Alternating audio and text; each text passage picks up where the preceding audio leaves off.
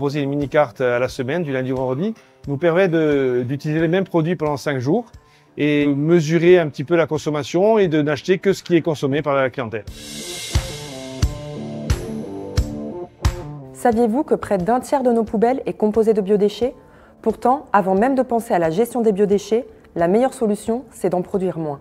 Aujourd'hui, nous allons parler d'un sujet essentiel pour une alimentation durable, l'approvisionnement. Le circuit court, surtout pour maîtriser mes achats et dans un second temps aussi maîtriser mes produits. Appeler mes producteurs, savoir ce qu'il y a de disponible, savoir les quantités qu'ils peuvent m'avoir.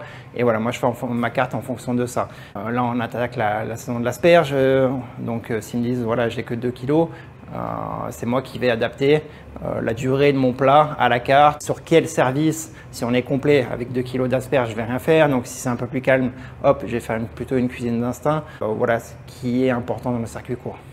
On essaie de concevoir nos menus au gré de la saison, des produits de saison qui sont faits sous forme de semainier. Voilà, on a le même mini-carte toutes les semaines, du lundi au vendredi. Travailler en mode semainier plutôt que le plat du jour est un peu plus cher parce qu'on utilise des produits frais qu'on achète tous les jours, mais en même temps on arrive à compenser et équilibrer en adaptant les quantités. En termes de gaspillage, ça nous permet de pouvoir gérer sur la semaine, c'est plus facile qu'au jour le jour. La réflexion à la base, c'est de pouvoir offrir un petit peu mieux au même coût.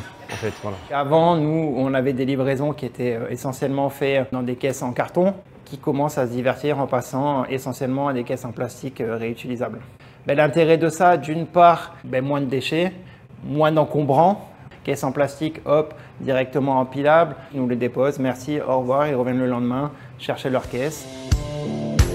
Chercher des producteurs locaux, ajuster les quantités commandées, privilégier des produits de saison et favoriser une bonne conservation des aliments.